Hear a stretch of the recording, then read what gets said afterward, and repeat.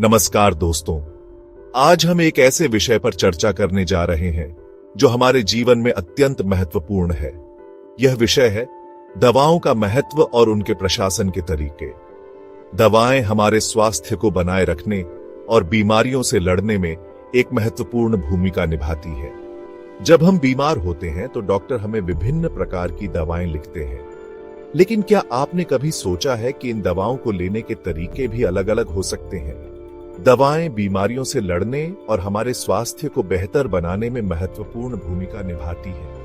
ये दवाएं विभिन्न रूपों में आती हैं, जैसे कि गोलियां, कैप्सूल, सिरप, इंजेक्शन और बहुत कुछ।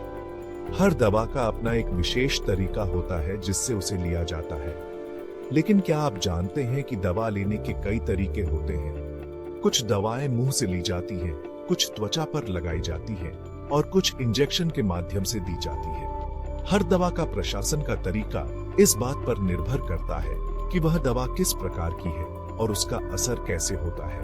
जी हाँ, हर दवा एक ही तरह से नहीं ली जाती। उदाहरण के लिए, कुछ दवाएं मुंह से ली जाती हैं, जिन्हें हम ऑरल मेडिकेशन कहते हैं। ये दवाएं पेट में जाकर घुलती हैं और फिर रक्त प्रवाह में मिल जाती हैं। वहीं कुछ दवाएं त्वचा पर लगाई जाती हैं, जिन्हें टॉपिकल मेडिकेशन कहते हैं। दवा का असर इस बात पर निर्भर करता है कि उसे शरीर में कैसे पहुंचाया जाता है। उदाहरण के लिए, इंजेक्शन के माध्यम से दी जाने वाली दवाएं सीधे रक्त प्रवाह में जाती हैं और तुरंत असर दिखाती हैं। वहीं ऑरल मेडिकेशन को असर दिखाने में थोड़ा समय लगता है, क्योंकि उन्हें पहले पेट में घुलना पड़ता है। आइए दवाओं के प्रशासन के विभिन्न मार्गों के बारे में विस्तार से जानते हैं। दवाओं के प्रशासन के मुख्य मार्गों में ऑरल, टॉपिकल, इंजेक्शन और इनहेलेशन शामिल हैं। ऑरल मेडिकेशन में दवाएं मुंह से ली जाती हैं। टॉपिकल मेडिकेशन में दवाएं त्वचा पर लगाई जाती हैं। इंजेक्शन के माध्यम से दवाएं सीधे रक्त प्रवाह में जाती हैं और इनहेलेशन में दवाएं सांस के माध्यम से ली जाती हैं। हर मार्ग का अपना एक विशेष महत्व और उपयोग होता है। एंट्रल रूट सबसे आम तरीका है दवा लेने का। यह तरीका बहुत ही सरल और प्रभावी है और इसे हर उम्र के लोग आसानी से अपना सकते हैं। इसमें मुंह द्वारा दवा लेना शामिल है, जो कि सबसे सामान्य और प्रचलित तरीका है। इस विधि में दवा को निगलने के लिए पानी या किसी अन्य तरल पदार्थ का उपयोग किया जाता है, जैसे कि गोलियां, कैप्सूल, सिरप या टॉनिक। गोलियां और कैप्सूल ठोस रूप में होती हैं, जबकि सिरप और टॉनिक तरल रूप में होते हैं। इन सभी का उद्देश्य एक ही होता है, शरीर में दवा को पहुंचाना। इसके फायदे यह हैं कि यह तरीका आसान, सुविधाजनक और दर्द रहित होता है। आप इसे घर पर, ऑफिस में या कहीं भी ले सकते हैं। इसके लिए किसी विशेष उपकरण या सेटअप की आवश्यकता नहीं होती। हालांकि इसका नुकसान यह है कि दवा को असर करने में समय लग सकता है और कुछ दवाएं पेट में जलन पैदा कर सकती हैं। इसके अलावा कुछ लोगों को निगलने में कठिनाई हो सकती है, विशेषकर बच्चों और बुजुर्गों को।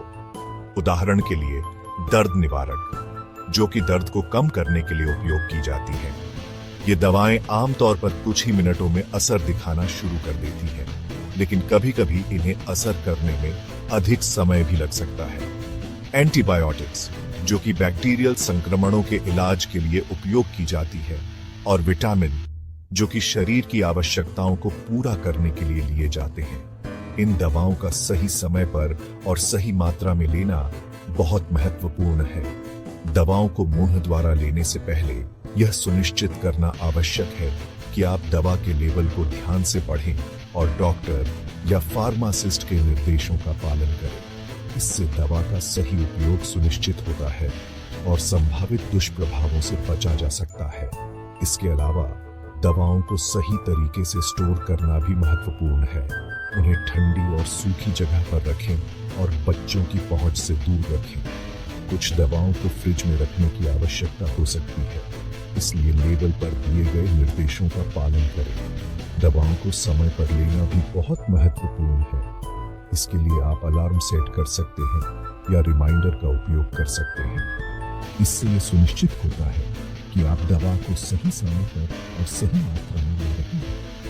अंत में, यदि आपको किसी भी प्रकार की समस्या या दुष्प्रभाव महसूस हो तो तुरंत अपने डॉक्टर से संपर्क करें। वे आपकी स्थिति के अनुसार उचित सलाह और उपचार प्रदान करेंगे। मुंह द्वारा दी जाने वाली दवाएं एक प्रभावी और सुविधाजनक तरीका है, लेकिन सही जानकारी और सावधानी बरतना आवश्यक है। इस तरीके में त्वचा के नीचे इंजेक्शन द्वारा दवा दी जाती है। इंजेक्शन द्वारा दवा देने का यह तरीका बहुत ही प्रभावी और तेज होता है। यह उन स्थितियों में विशेष रूप से उपयोगी होता है जब दवा को तुरंत असर दिखाना होता है।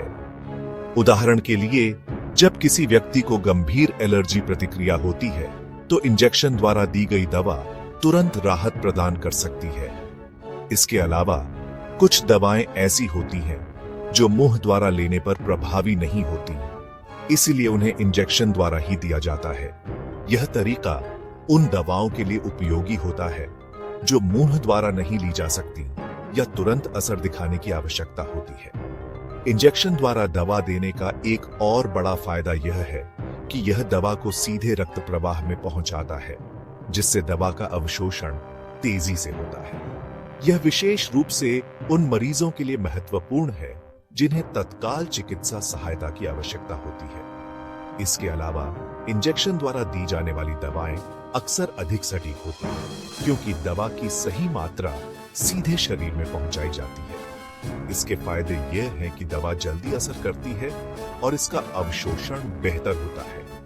इंजेक्शन द्वारा दी जाने वाली दवाओं का एक और महत्वपूर्ण फायदा यह है कि यह दवाएं अक्सर लंबे समय तक प्रभावी रहती हैं। उदाहरण के लिए, कुछ एंटीबायोटिक्स और हार्मोनल दवाएं इंजेक्शन द्वारा दी जाती हैं ताकि वे लंबे समय तक शरीर में सक्रिय रहें। इसके अलावा इंजेक्शन द्वारा दी जाने वाली दवाएं अक्सर उन मरीजों के लिए भी उपयोगी होती हैं जो मुंह द्वारा दवा नहीं ले सकते, जैसे कि गंभीर रूप से बीमार या बेहोश मरीज। हालांकि इंजेक्शन दर्दनाक हो सकता है और संक्रमण का खतरा रहता है। इंजेक्शन द्वारा दवा देने के कुछ नुकसान भी होते हैं। सबसे पहले, इंजेक्शन देने की प्रक्रिया दर्दनाक हो सकती है, खासकर उन लोगों के लिए जो सुई से डरते हैं। इसके अलावा अगर इंजेक्शन सही तरीके से नहीं दिया जाता है तो संक्रमण का खतरा भी हो सकता है। इसलिए यह महत्वपूर्ण है कि इंजेक्शन देने वाला व्यक्ति प्रशिक्षित हो और सभी आवश्यक सावधानियों का पालन करे। इसके अलावा कुछ मामलों में इंजेक्शन साइट पर सूजन या लालिमा हो सकती है जो अस्थायी होती है। उदाहरण के लिए टीकाकरण, इंसुलिन और कुछ दर्द निवारक। टीकाकरण के माध्यम से हम कई गंभीर बीमारियों से बचाव कर सकते हैं। इंसुलिन इंजेक्शन डायबिटीज के मरीजों के लिए जीवन रक्षक होता है। इसके अलावा कुछ दर्द निवारक इंजेक्शन तुरंत राहत प्रदान करते हैं, खासकर गंभीर दर्द के मामले में। कुल मिलाकर इंजेक्शन द्वारा दी जाने वाली दवाएं चिकित्सा क्षेत्र में एक महत्वपूर्ण भूमिका निभाती है और कई मरीजों के लिए जीवन रक्षक साबित होती है। धारा 4, टॉपिकल रूट त्वचा पर लगाई जाने वाली दवाएं।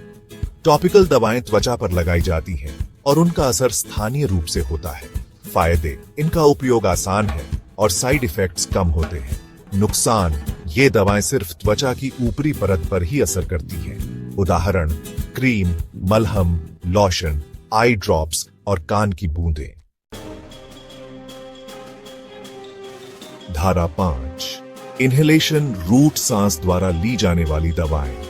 इन्हेलेशन दवाएं सांस के द्वारा ली जाती हैं। फायदे, ये दवाएं फेफड़ों में सीधे पहुंचती हैं और जल्दी असर करती हैं।